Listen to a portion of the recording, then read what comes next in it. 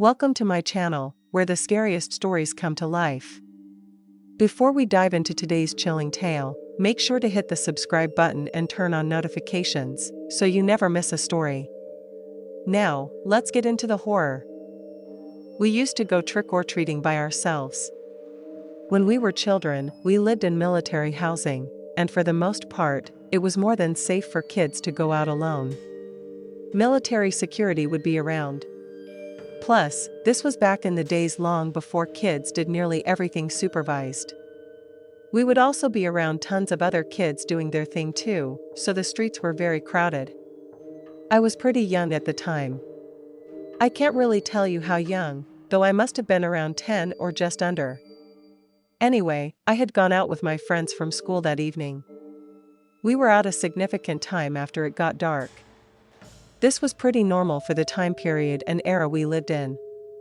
What wasn't normal was that I decided to walk home with my friends, and one of my buddies lived on the very edge of the military housing.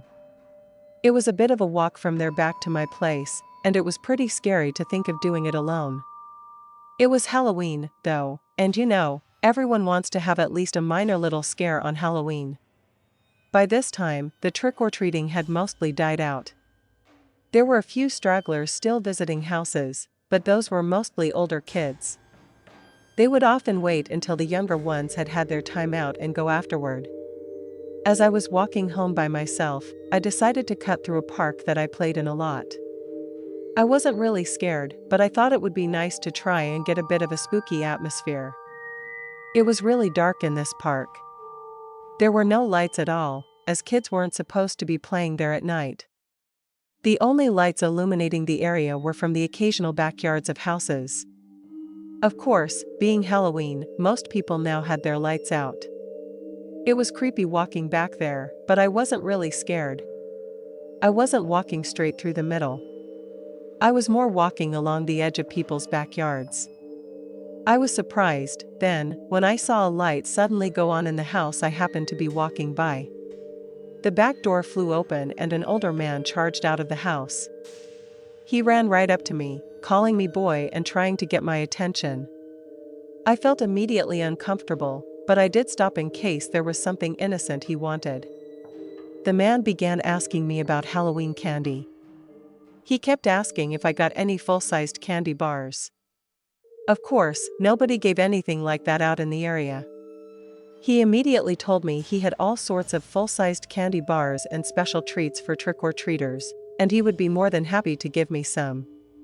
He added that if I wanted them, I had to come into his house with him and get them myself. I definitely didn't want to do that, and I told him I had to get home right now. The man began to get more aggressive, telling me he would give me as many bars as I wanted. When I kept telling him no, he followed behind me, and I began to get worried the further we got from his home. Finally, when I wasn't agreeing to come with him at all, he grabbed my arm and began attempting to pull me back into his house. Alarmed, I tried pulling away from him. But of course, I was just a little kid, and he was a fully grown adult man. He was pulling me back toward his home, so I did the best thing a little kid could do in that situation. I hit him in the balls as hard as I could, causing him to double over and lose his grip on me.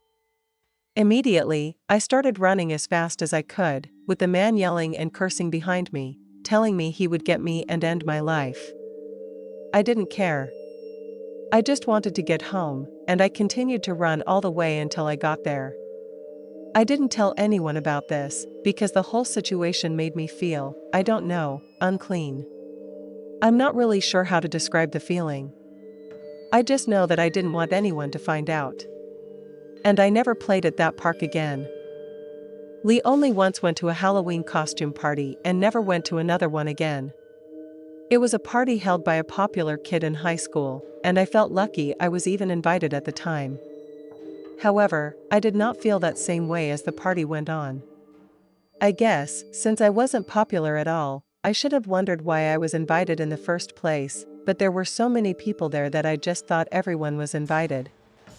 The party itself was pretty okay, although I did feel pretty awkward being there. No one I knew was there, as far as I could tell, and the whole thing was just generally uncomfortable. After being there for a while, I got tired of feeling so alone with so many people around. I decided I would quickly slip out and go home. I got into my car and began driving. I lived on the other side of the neighborhood, but I wasn't too far away. I was feeling a bit down and out, because it pretty much seemed like I had wasted my entire night. Before I turned off the road, the house party was still on. I glanced up in my rearview mirror, and someone wearing a scarecrow costume was in the back seat of my car, just sitting there behind me. As soon as I noticed, I screamed. The person grabbed me from behind and wrapped their hands around my neck.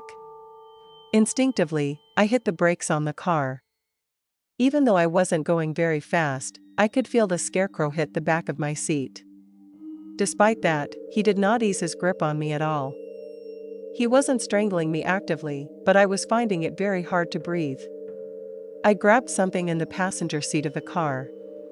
I don't recall what it was, but I was able to smack the scarecrow upside the head with it. He yelped in pain and let go of me.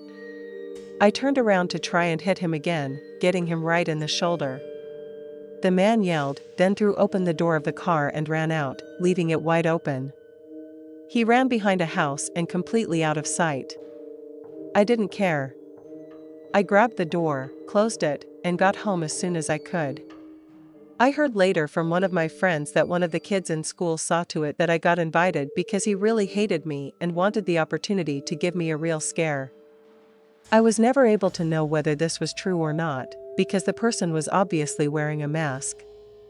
I do wonder, though, if maybe that's why I, not being a popular kid at all, had even been invited to that party to begin with. Thanks for sticking around till the end. If you enjoyed the story, don't forget to give the video a like and leave a comment with your thoughts. And if you haven't already, hit that subscribe button and turn on notifications so you never miss a terrifying tale. See you in the next one.